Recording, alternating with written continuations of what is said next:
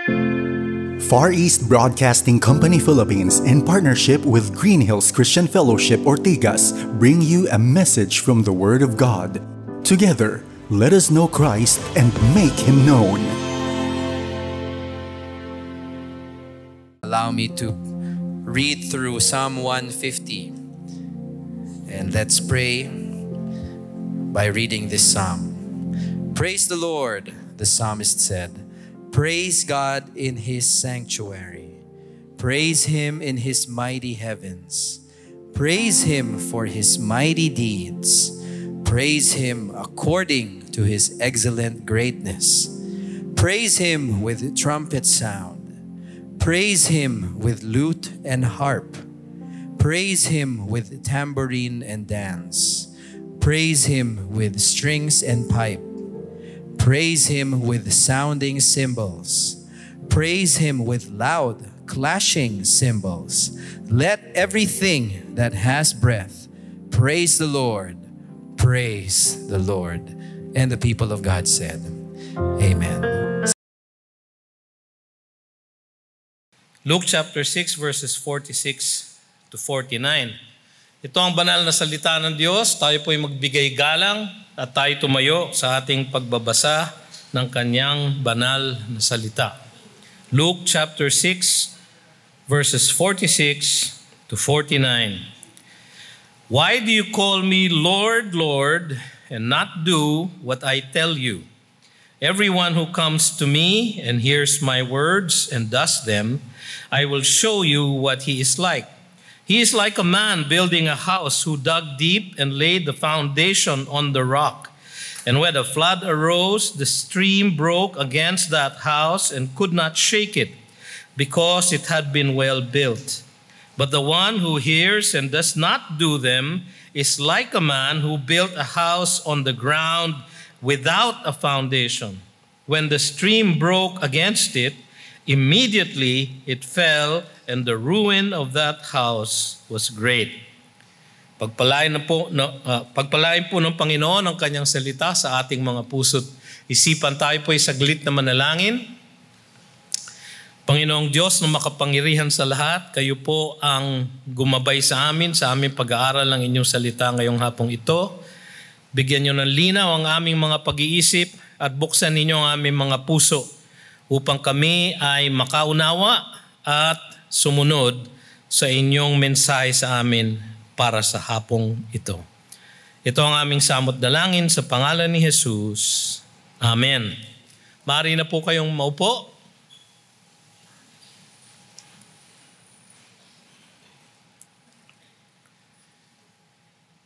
Nagpapatuloy po tayo sa ating communion series sa Ebanghelyo ayon kay Lucas. Ang pinamagatan po natin, God the Son, Son of Man. Ang title po ng ating mensahe ngayong hapong ito ay ang panganib ng pakikinig kay Kristo na walang pagsunod sa Kanya. Ang panganib ng pakikinig kay Kristo o pagtawag kay Kristo na walang pagsunod sa Kanya. Kung mapapansin po ninyo, ang lahat ng mga dakilang mga sermon sa Biblia ay palaging nagtatapos sa isang hamon. Halimbawa po yung dakilang sermon o yung huling sermon ni Moses sa Deuteronomy chapter 30 verse 19. Yun po ay nagtapos sa isang hamon. Ang sabi niya, I call heaven and earth to witness against you today that I have set before you life and death, blessing and curse. Therefore, choose life, that you and your offspring may live. Gayon din po, naalala natin nung tayo nasa series natin sa aklat ni Joshua, ang kanyang huling mensahe ay nagtapos din sa isang hamon sa Joshua chapter 24, verses 14 to 15. Now therefore, fear the Lord and serve Him in sincerity and in faithfulness. Put away the gods that your fathers served beyond the river and in Egypt, and serve the Lord. And if it is evil in your eyes to serve the Lord, choose this day whom you will serve, whether the gods your fathers served in the region beyond the river, or the gods of the Amorites in whose land you dwell. But as for me and my house, we will serve the Lord. So katulad ng mga dakilang sermon na iyon, itong sermon ng ating Panginoon ay nagtatapos din sa isang hamon. Bago tayo nakarating dito sa mga talatang ito, nung huling beses tayo ay nasa aklat ni Lucas, ang pinag-aralan po natin ay yung panganib ng mga huwad o yung false teachers and followers sa verses 43 to 45. Kung saan naalala nyo, nabasa natin, for no good tree bears bad fruit, nor again does a bad tree bear good fruit. At ang ibig po sabihin nun, sa verse 45, the good person out of the good treasure of his heart produces good, and the evil person out of the evil of his treasure produces evil. For out of the abundance of the heart, the mouth speaks. Kaya pagkatapos bitawan ng Panginoon ang ganong klaseng katotohanan na dapat nating nalalaman sa pamamagitan ng prutas, ng bunga ng ating pamumuhay, kung tayo nga ba ay nanganganib na maging huwad na tagasunod ni Kristo, o tayo nga ba ay sumusunod sa mga huwad na propeta o tagapagturo ng hindi totoo. Kaya mga kapatid, ang mga talatang ito ng ating Panginoon ay ang pagtatapos, ang kanyang hamon, ng kanyang Sermon on the Plain. Isang muling pagsasalaysay ng Sermon on the Mount ni Jesus. Yung Sermon on the Mount po, mas mahaba po yung pagkakasulat ni Matthew sa Matthew chapter 5, 6, and 7. Para sa mga hentil katulad natin, ay iniksian siguro ni Lucas ang kanyang account ng parehong sermon. May tiyak na panganib, mga kapatid, ang pakikinig kay Jesus na walang pagsunod sa Kanya. Ano ba ang babala at ang panghihikayat ni Kristo sa atin tungkol dito? Tignan po natin ang ating pong pag-aaral ngayong hapong ito. Una sa lahat, makikita natin ang pagsaway niya sa mga nakikinig kay Kristo ngunit hindi nabubuhay para sa Kanya. O di kaya mas maganda po sigurong sabihin, ang pagsaway niya sa mga tumatawag kay Kristo o tumatawag sa Kanya, ngunit hindi nabubuhay para sa Kanya. Sabi sa verse 46, why do you call me Lord, Lord, and not do what I tell you? Why do you call me Lord, Lord, and not do what I tell you? Yung pong salitang Lord ay curious sa orihinal na lingwahe, at ito ang karaniwang gamit. Sa karaniwang gamit, ang ibig po sabihin ay master o Panginoon. Isang tao na nasa posisyon ng otoridad over a person. Isang tao na actually kung minsan ay nagmemay-ari ng isang ibang tao na ang kanyang kalooban ay laging nasusunod. Noong panahong yun, meron pong mga slaves. Ang tawag po nila sa kanilang mga earthly masters ay Kyrios or Lord. Yung pagkakabigkas dito ng Lord na 2 beses, Lord, Lord, ay karaniwang ginagamit sa Biblia para magkaroon ng emphasis. Kung minsan ginagamit ito para ipakita ang isang emosyon o intimacy, yung pagiging malapit. No? Halimbawa, nung tinawag ng Panginoon si Abraham, Abraham, Abraham. Nung tinawag si Moses sa Mount Horeb, Moses, Moses. No? nung tinawag si Samuel sa kalagitnaan ng gabi, Samuel, Samuel. Nung tinawag si Saul, nung siya ay sinalubong sa daan ng Damasco, Saul, Saul. Dito po, ang wika ay Lord, Lord. Pero may tanong ang ating Panginoon sapagkat yung tanong niya ay indikasyon ng kanyang pagdududa o di kaya kanyang pagsaway, kanyang rebuke doon sa mga tumatawag sa kanya na Lord, Lord, ngunit hindi naman sumusunod sa sinasabi niya. Why are you calling me? Alam niyo, hindi po siya magtatanong na ganon. Kung lahat ng sumusunod sa kanya, na tumatawag sa kanya, ay sumusunod nga sa kanya. Pero hindi nga eh. Kaya why? Bakit? Bakit niyo ako tinatawag na Panginoon, Panginoon, ngunit hindi kayo sumusunod sa mga sinasabi ko sa inyo? Alam niyo, ang Panginoon natin, katulad ng ating pag-aaral sa attributes of God, nalalaman niya ang lahat. So nagtatanong siya dito, hindi dahil hindi niya alam kung bakit yung ibang tao na tumatawag sa pangalan niya ay hindi sumusunod sa kanya. Alam niya. Ang sabi sa John chapter 2 verse 25, He knows the heart of men. Datapot alam niya, mga kapatid, kung ano nasa puso ng lahat ng bawat tao na tumatawag sa kanya na Lord, Lord, na hindi naman tunay na sumusunod sa kanya. So hindi niya tinatanong ito para sagutin. Tinatanong niya ito bilang isang, ano ba magandang salita sa taga? Pasaring. Hindi niyo naintindihan niyo, ano? Parang pahapiaw, parinig. Yan ang ginagawa ng ating Panginoon dito. Nagpaparinig siya. Why do you call me Lord, Lord, and not do what I tell you? Ang sabi ni Dr. Warren Wiersbe sa kanyang komentaryo, nobody can really call Jesus Christ Lord except by the Holy Spirit of God. Sabi niya, kinote niya ang Romans 8:16, the Spirit Himself bears witness with our spirit that we are children of God.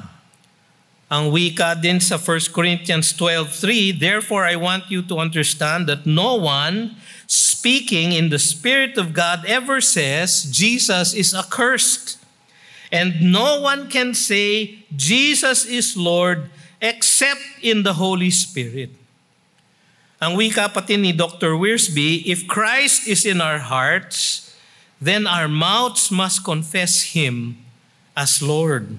Romans 10 verses 9 and 10. Because if you confess with your mouth that Jesus is Lord and believe in your heart that God raised Him from the dead, you will be saved. For with the heart one believes and is justified, and with the mouth one confesses and is saved. Ang wika niya, if we are rooted and built up in Him, ayon sa Colossians 2:7, rooted and built up in Him and established in the faith, just as you were taught, abounding in thanksgiving, if we are rooted and built up in Him, then our fruits will be good and our house will withstand the storms.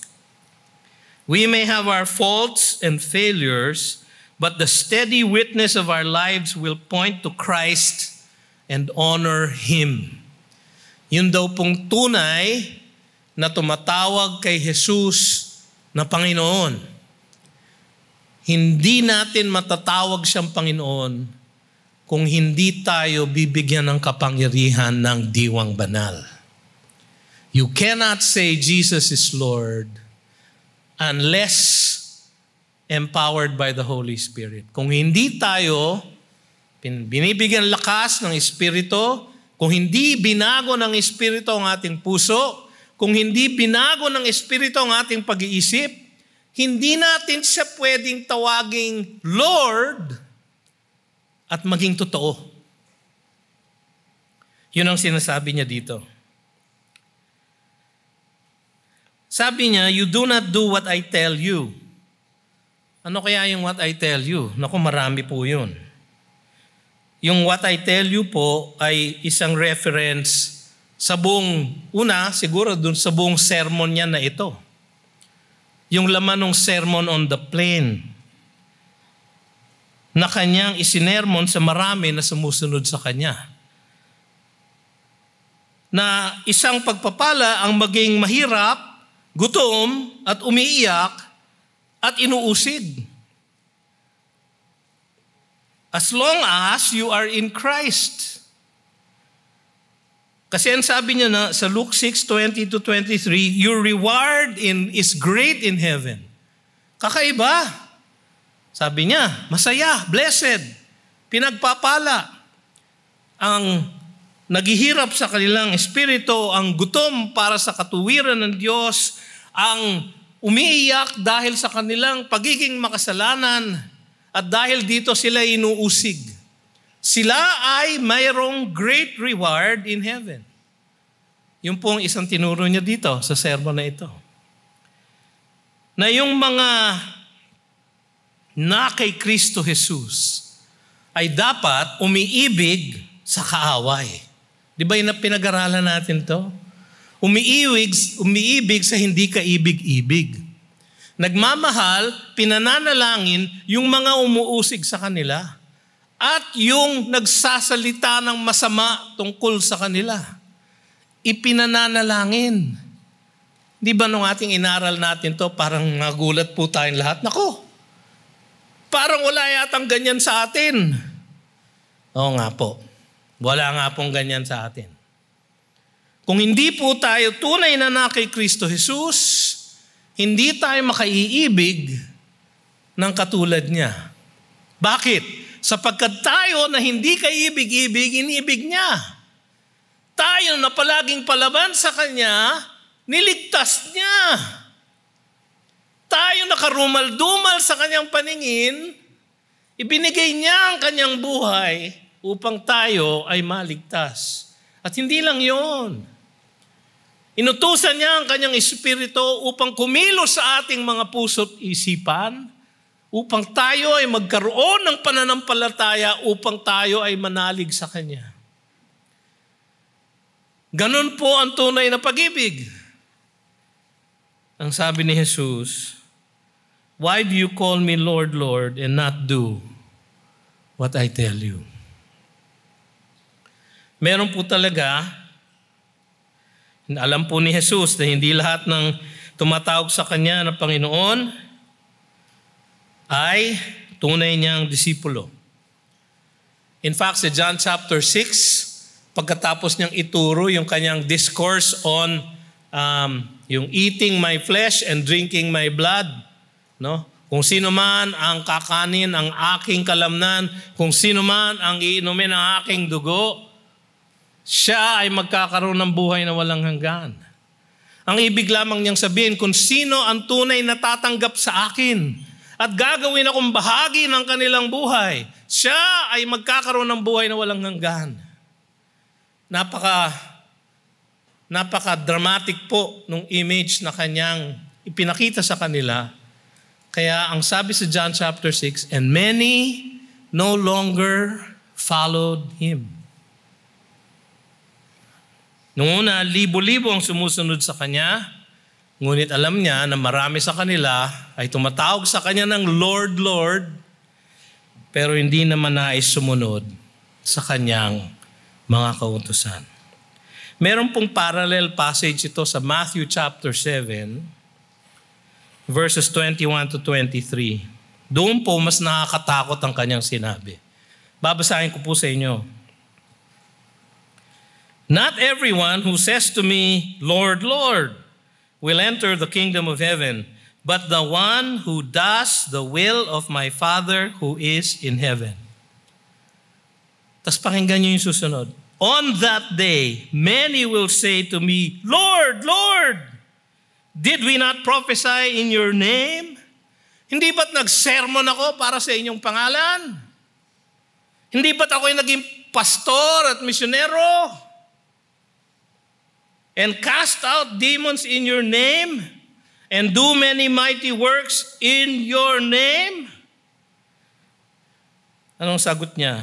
And then will I declare to them, I never knew you. Sino ka? Hindi kita kilala. Sipin niyo, kapatid, kung kayo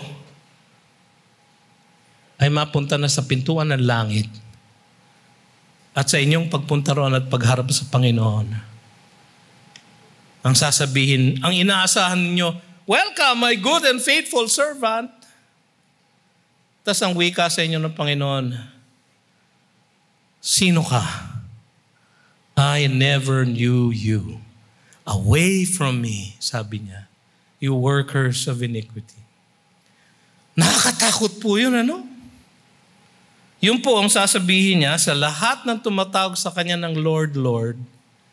Pero sa kanilang puso, ginagawa nila yung kanilang ginagawa para sa sarili nilang kagustuhan, para sa sarili nilang katanyagan, para sa sarili nilang fulfillment, at hindi para sa kalwalhatian at ayon sa kalooban ng Panginoon.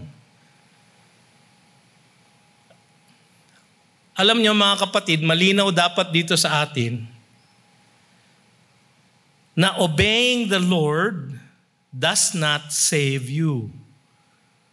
Ang pagsunod sa Panginoon ay hindi nakapagliligtas. Ang gawa, ang mabubuting gawa na ginawa sa kanyang pangalan, kung yan ang inaasahan ninyo na magliligtas sa inyo, ang sasabihin niya sa inyo, away from me, you doers of iniquity. Ngunit, ang tunay na niligtas niya ay susunod sa kanya.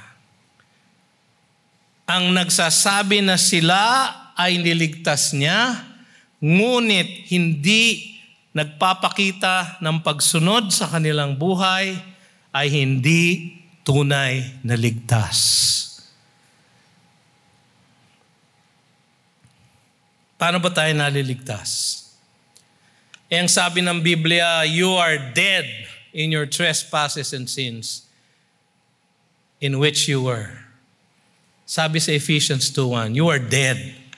O paano mo ililigtas ang sarili mo? Patay ka. Ang patay ba may nagagawa? Ang patay ba pwedeng gumawa ng kahit na anong mabuti para sa Diyos, para siya ay katanggap-tanggap sa Kanya? Ang patay ba ay maaaring manampalataya? Patay nga eh. Anong kailangan gawin ng Panginoon? Kailangan niya munang buhayin ang patay.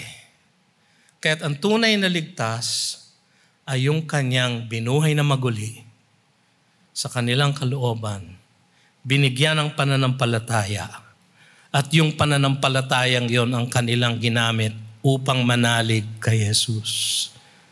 To believe in Him. To believe in what? Na siya ay nabuhay ng walang sala, at yung pagiging walang sala na yon ay kanyang ibinibigay sa atin na mananalig sa Kanya.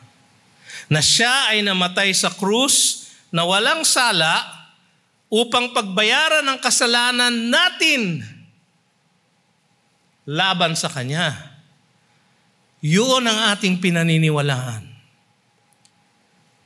To believe na yung ginawa niyang yon ay para sa atin. Alam nyo, kung hindi po tayo bubuhayin ng Espiritu ng Diyos, hindi po natin kailanman kayang paniwalaan yon. At kung hindi tayo binuhay ng Espiritu ng Diyos, hindi natin kayang sumunod sa Kanya. Yun po ang sinasabi ng mga talatang ito. Nakakatakot, pero para doon sa binuhay na maguli ni Jesus, para doon na Kanyang binahayan ng Kanyang Espiritu sa kanilang puso, sila, kaya nila ang sumunod.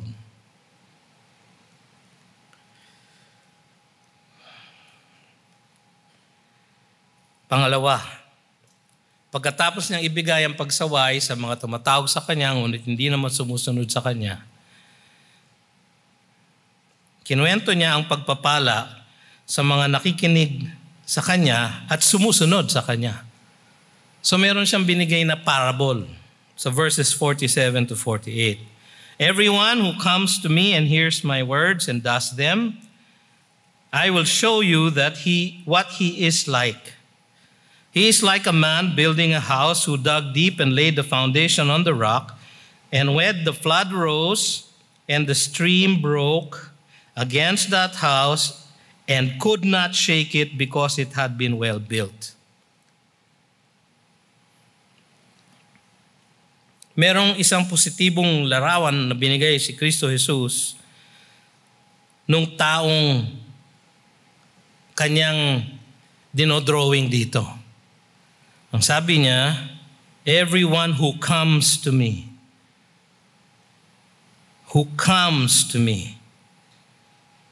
and hears my word. He comes, siya ay lumalapit kay Jesus. He hears, naririnig niya ang sinasabi ni Jesus, nakikinig siya sa sinasabi ni Jesus. At merong pangatlo. Ano yung pangatlo? And he does them. So maraming tao, come to the Lord, lumalapit sa Kanya. Maraming tao, naririnig ang Kanyang mga salita. Maraming tao, ang gumagawa niyang dalawang yan, marami sa kanila, miyembro pati ng ating iglesia o ng mga evangelical churches, ngunit they do not do them. They come, malapit, they hear, nakikinig, but they do not do. Hindi sumusunod. Baliwala lahat yun. Patunay lang po yun na hindi sila tunay na binuhay na maguli ni Jesus. Pastor, paano ko malalaman kung tunay nga akong mananampalataya? Paano ko malalaman yun? Did you come? Yes, Pastor. Did you hear? Nagdurugo na po nga po ang tenga ko dahil sa haba ng sermon ni Pastor BJ. But do you do? Kayo ba'y sumunod? Ang pagsunod po ay ebidensya o bunga, hindi sanhi ng ating tunay na pagliligtas. Ulitin ko po yun. Ang pagsunod kay Kristo Jesus ay ebidensya o bunga, hindi sanhi ng tunay na pagliligtas. 1 John, alam nyo, kung minsan po kayo'y parang nagdududa kung kayo po ay tunay na mananampalataya. Alam nyo, magandang mga aklat na basahin. 1 John po. The first epistle of John. Yung pong epistle na yon, yung buong epistle na yon ay kanyang sinulat para tayo makatiyak na tayo nga ay ligtas. Kung gusto nyong makatiyak, basahin niyo po yung 1 John. No? Maikli lang po yung librong yon. No? O di kaya basahin niyo yung James. Yung James din po ay isang epistle na sinulat upang ituro sa atin kung tayo nga ay tunay na sumusunod. Pero ang sabi sa 1 John chapter 2 verse 3, and by this we know that we have come to know Him. Linaw At ganito nyo malalaman kung kayo nga ay nakakilala na kay Jesus o kilala niya tayo. Alam nyo, hindi importante na kilala natin siya. Ang importante, kilala niya tayo. Ayaw nating masabihan, sino ka? Hindi kita kilala.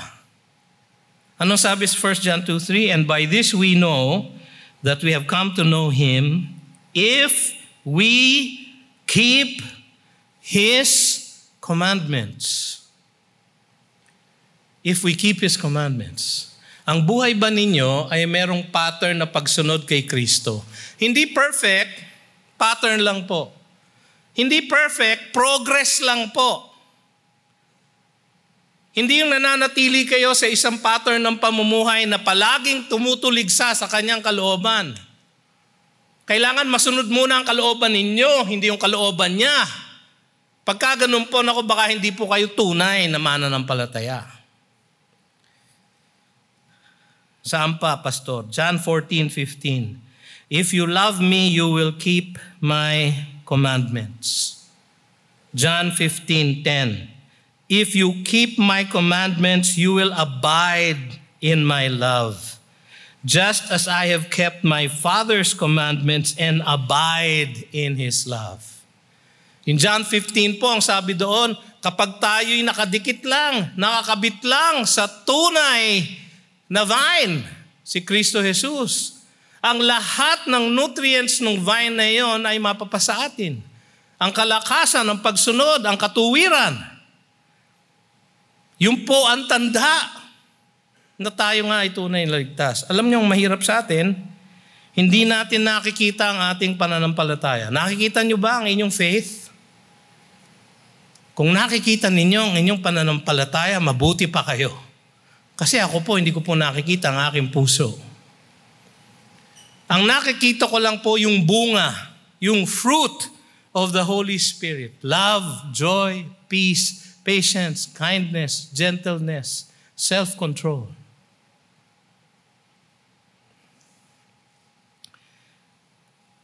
Ang pagpapala sa mga nakikinig kay Kristo at sumusunod sa Kanya ay isang buhay na nakatindig sa tamang pundasyon. 1 Corinthians 3:11. For no one can lay a foundation other than that which is laid, which is Jesus Christ.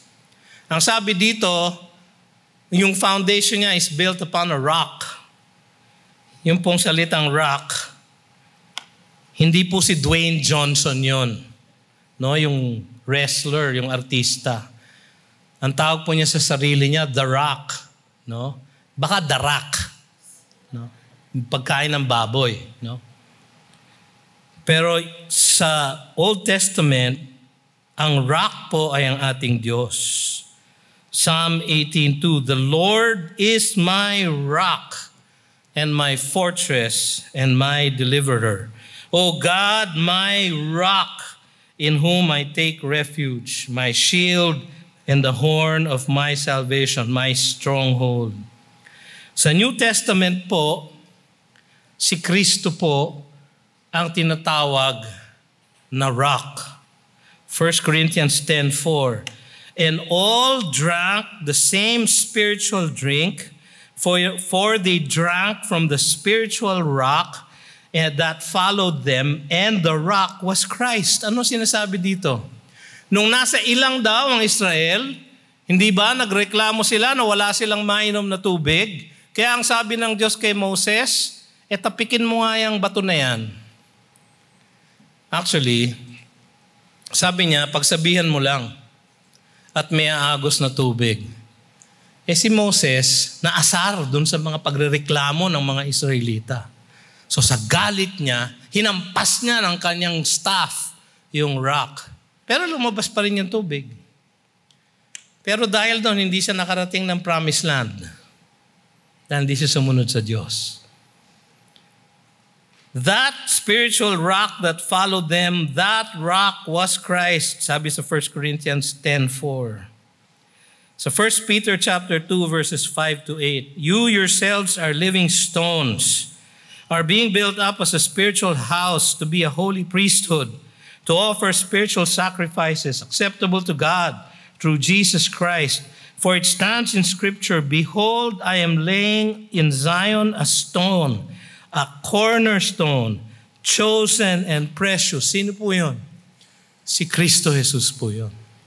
So yung foundation dito na tinutukoy ni Jesus ay siya mismo.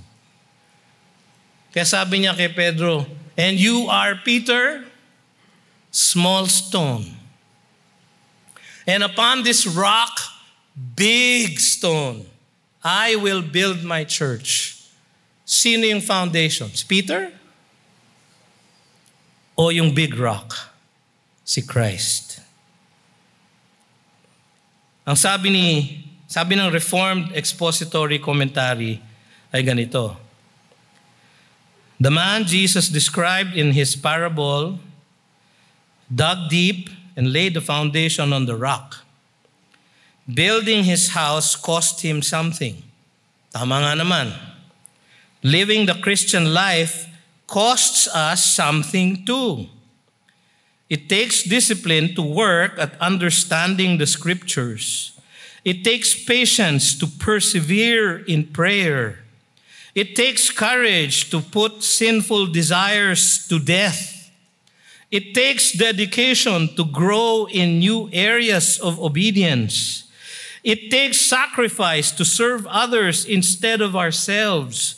Above all, it takes faith to trust in Jesus Christ and not hold anything back.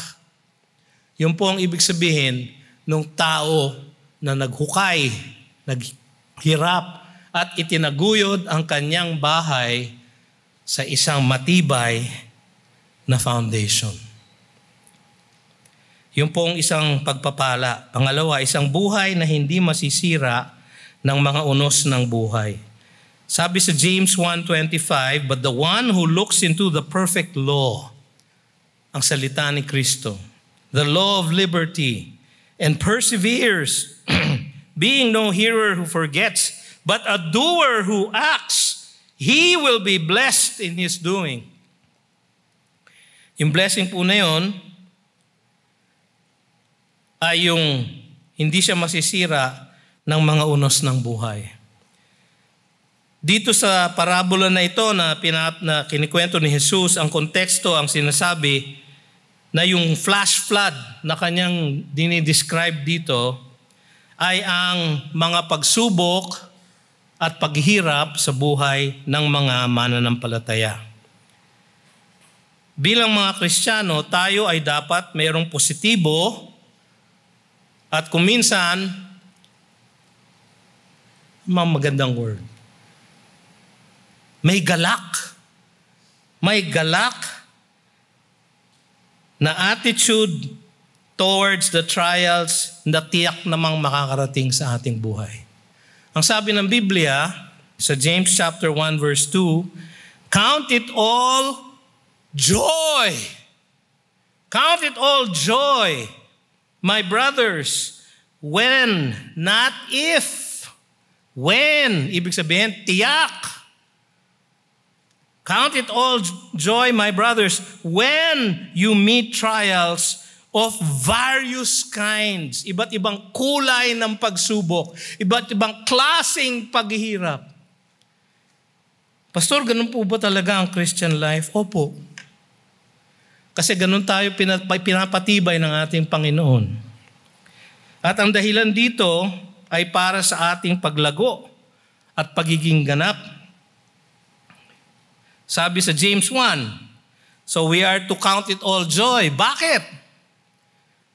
Sabi sa verse 3, for you know that the testing of your faith produces steadfastness, and let steadfastness have its full effect, that you may be perfect or mature and complete, lacking in nothing. Yun po ang blessing. Romans 5 verses 3 to 5. Not only that, but we rejoice in our sufferings. Saan kayo nakakita ng relihiyon na ganun? Dapat tayong magalak sa ating paghihirap. Hindi naman ibig sabihin na kapag naghihirap ka, ay, Panginoon! Naghihirap ako! Hindi po. No. Ako po madalas, oh Diyos! Kailan ba titigil ang aking paghihirap? Pero merong kagalakan sa puso dahil yung kagalakang iyon ay hindi nakasandig sa isang katotohanan na baka mawala, kundi sa isang katotohanan na walang hanggan. ang kanyang pangakong kaligtasan. Kaya tayo walang hanggan din ang galak. We rejoice in our sufferings, knowing that suffering produces endurance, and endurance produces character, and character produces hope. Ang ating comfort, ang ating kaaliwan, mga kapatid, ay yung ating tunay na kaugnayan sa ating Panginoong Diyos. Sabi niya mismo sa John 16:33, I have said these things to you that in me you may have peace. In the world you will have tribulation. Pangako po yon ni Kristo. Di ba mahilig kayo mag-claim ng promise ni God? Yan nga, i-claim nyo. Kasi promise yan ni God. You will have tribulation. I-claim nyo nga. God, I claim your promise na ako ay maghihirap. Wala pong nagke-claim sa atin ng ganon, di ba? Pero pag dinatnan po tayo, ang sabi niya, count it all joy. Sabi niya, but take heart, I have overcome the world. Huwag kayong magulumihanan sapagkat napagtagumpayan ko na ang sanlibutan. Pangatlo, isang buhay na hindi makararanas ng paghuhusga ng Diyos. John 5:24, truly, truly, pag sinasabi ni Jesus yun, ang ibig sabihin, tunay na tunay, totoong totoo ang kanyang sinasabi. Yung pong salitang truly sa original language sa Aramaic ay amen, amen. Dalawang amen. No? Matupad nawa, matupad nawa. Amen, amen. Siya nawa, siya nawa. Truly, truly, I say to you, whoever hears my word and believes him who sent me has eternal life. He does not come into judgment, but has passed from death to life. Wow! Yan po ang ating katiyakan. He does not pass into judgment. Doon po sa parallel account sa Matthew 7, yung pong flash flood ay isang malaking unos. May hangin, may ulan, may bagyo. Hindi lang flash flood.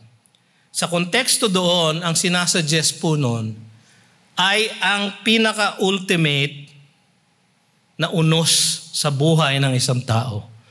Yung unos na paghahatol ng Diyos. Pero ang sabi sa John 5:24, those who hear and believe, ano ibig sabihin ng believe? Yung mga merong tunay na pananampalataya na may ebidensya ng pagsunod. Yung pananampalatayang sumusunod. Hindi yung pananampalatayang puro dadalang, kundi yung pananampalatayang may tunay na pagsunod. Sabi dito, those who hear and believe will not come into judgment. Hindi po kailanman makararanas ng paghuhusga ng Diyos. So, kung kayo ay binuhay na ni Kristo Jesus, di ba sabi sa Ephesians 2 verses 4-6, but God, being rich in mercy because of the great love with which He loved us, even when we were dead in our trespasses, made us alive together with Christ. By grace you have been saved, and raised us up with Him, and seated us with Him in the heavenly places in Christ Jesus. So kung kayo ay binuhay na nga ng maguli ni Jesus, kayo ay na-born again na niya, at kayo ay kanyang niligtas by grace alone, through faith alone, in Christ alone. Diba? Ephesians 2:8 and 9, for by grace you have been saved through faith, and this is not your own doing. It is the gift of God, not a result of works, so that no one may boast. So kung kayo ay binuhay na niya, made alive in Christ, kung kayo ay saved na by grace alone, through faith alone, in Christ alone, at may ebidensya ng pagsunod, Bakit? Alam nyo kung anong kasunod ng Ephesians 2:8 and 9? Hulaan nyo. Ephesians 2:8, 9, 10. Galing. No? Yung po ang kasunod. Anong sinabi sa verse 10? For, why were we saved by grace alone, through faith alone, in Christ alone? Why? For, we are His workmanship, created in Christ Jesus. Binuhay ka na nga na maguli ni Kristo Jesus. For, good works, which God prepared beforehand that we should walk in them.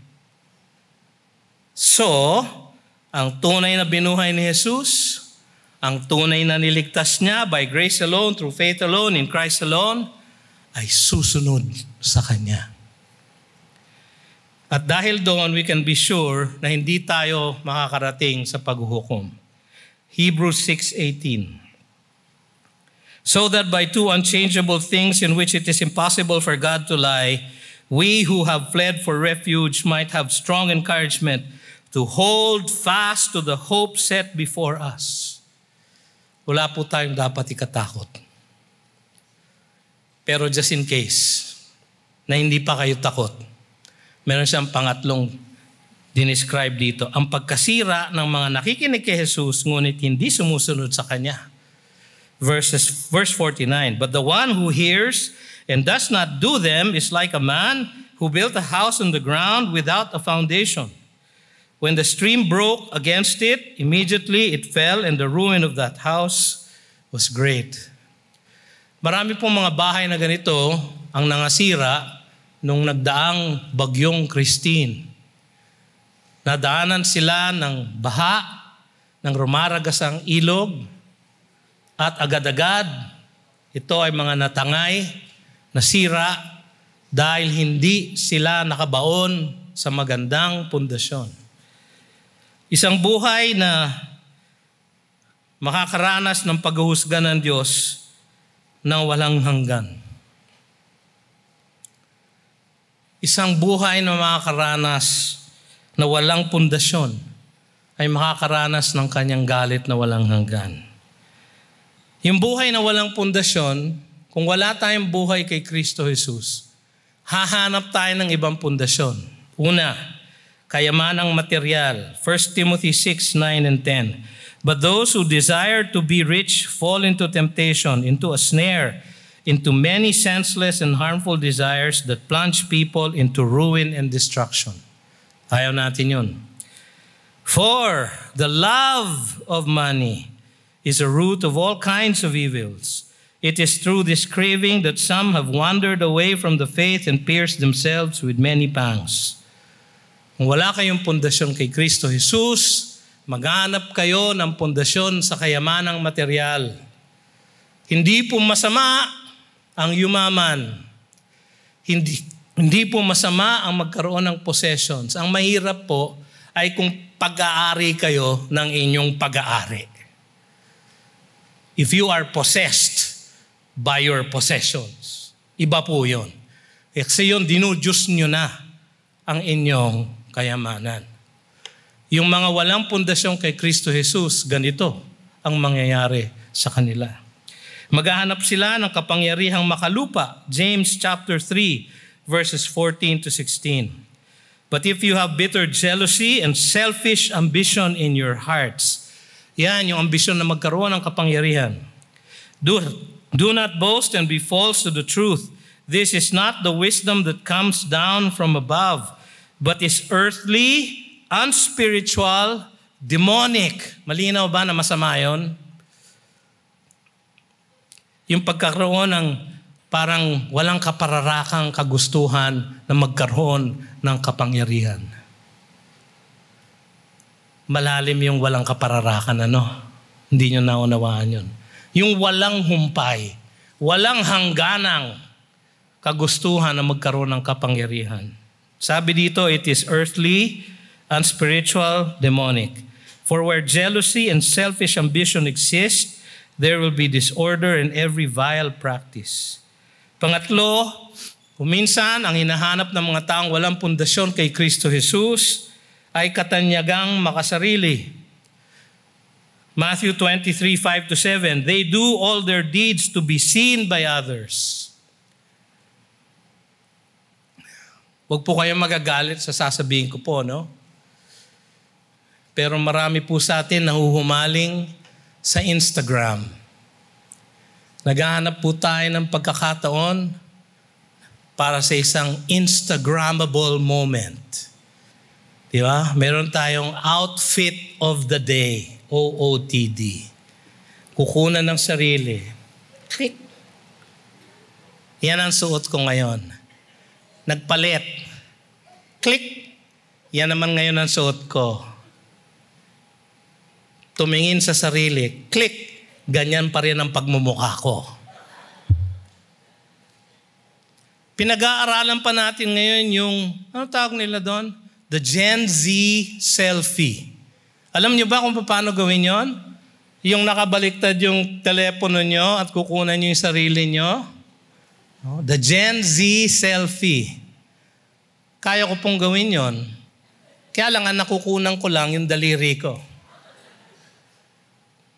Bakit ko binabangkit ito mga kapatid? Sapagkat, ang sabi dito, they do all their deeds to be seen by others, for they make their phylacteries broad and their fringes long. And they love the place of honor at feasts and the best seats in the synagogues, and greetings in the marketplaces, and being called rabbi, o pastor, o reverendo. Meron pong tumatawag sa akin ng Reverend BJ. Reverend Sebastian. Tuwing narinig ko po yun, sabi ko, patay na ang tatay ko Bakit? Nandito pa ba? Ang tatay ko po kasi ang tinatawag na Reverend Sebastian. Wala po dapat nagnanais na tawaging Reverendo. Bakit? Reverend ba ako? Sa lahat ng tao, ako po ay makasalanan.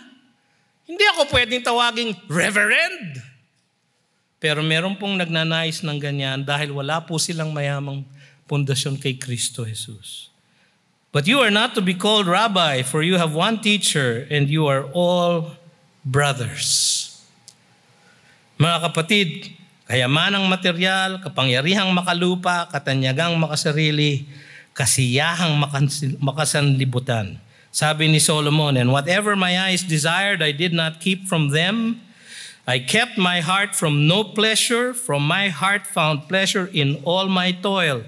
And this was my reward for all my toil. Kaya po meron siyang 700 wives and 300 concubines. Si Solomon po talagang nagwala. 700 wives, mantakin niyo yun. Ako nga po, isa lang po asawa ko Hapong-hapo na po ako Hindi ko kayang masatisfy ang isang babae lang. 700 wives, 300 concubines. Para niya masamahan ang lahat ng iyon, 3 taon. Mahigit. Ganong klase ang kanyang pag-seek ng pleasure. Kung wala po tayo kay Kristo Jesus, yan po ang hahanapin natin. Sapagkat kung ayaw natin sambahin siya, maghahanap tayo ng sasambahin natin. Isang buhay na sisirain ng mga pagsubok. Mark 4:17. And they have no root in themselves. Walang pundasyon, but endure for a while. And when tribulation or persecution arises on account of the word, immediately they fall away. Ito yung mga nalaglag sa mabatong lupa at hindi nagkaroon ng ugat ang pananampalataya. Isang buhay na makakaranas ng pinakadakilang unos, yung paghuhusga ng Diyos na walang hanggan. Hebrews 10:26-27, for if we go on sinning deliberately after receiving the knowledge of the truth, there no longer remains a sacrifice for sins, but a fearful expectation of judgment and the fury of fire that will consume the adversaries. Nakakatakot po yun. Ito yung sinasabi ni Kristo na, away from me, you doers of iniquity. Ayaw po natin ito. Ito po ang hamon sa atin. Hindi posible na sumunod kay Kristo na wala ang diwang banal na nagpapalakas sa atin. Kung wala si Kristo sa ating puso, Ang Sermon on the Plain ay tunay na nakapanghihina. Hindi natin kayang sundin ito. Kundi isang panawagan na kilalanin natin ang ating pangangailangan para sa Kanya. Mga kapatid, tunay, natitiyak na ba ninyo ang inyong kaugnayan kay Jesus? O kayo ba ay naririto ngayon at hindi kayo tiyak? Alam ninyo na hindi kayo sumusunod sa Kanya.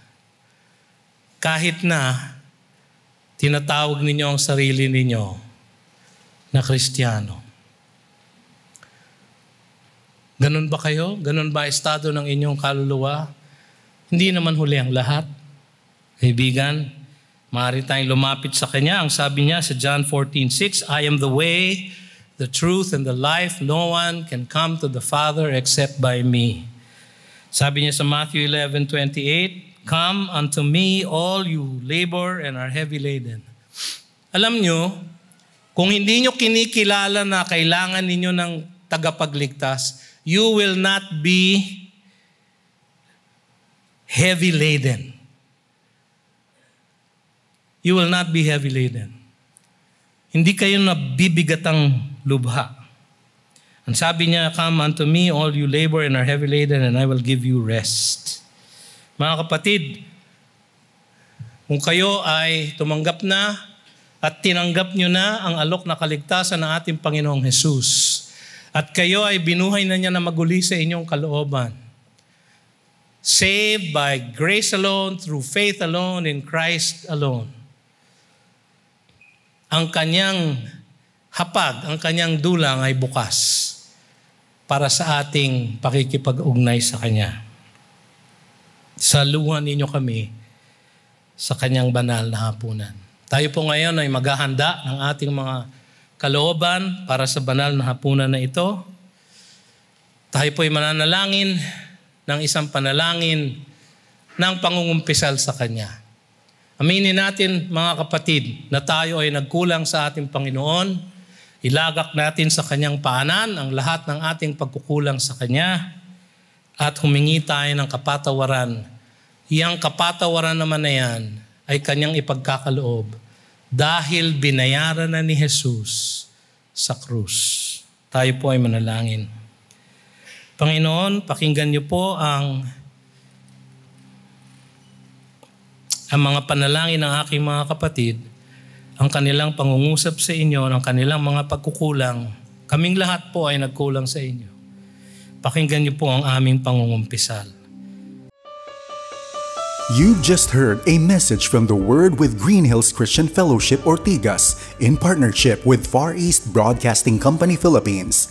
We hope you can join us next week. God bless you.